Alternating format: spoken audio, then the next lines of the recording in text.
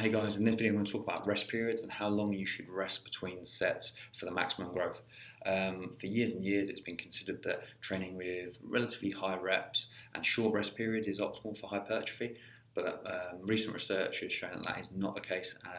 and in fact studies comparing short and long rest periods have had really conflicting results in respect to the amount of hypertrophy caused.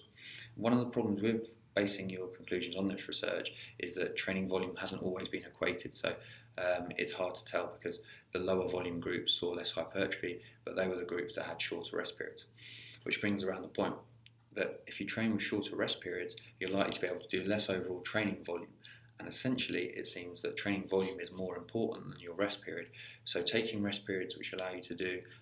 the most hard training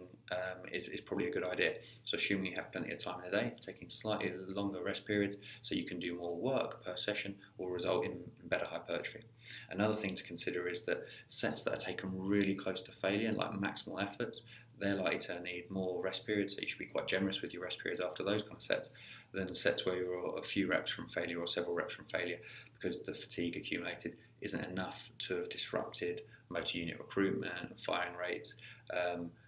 that are likely to affect the subsequent performance in following sets. So as a rule of thumb,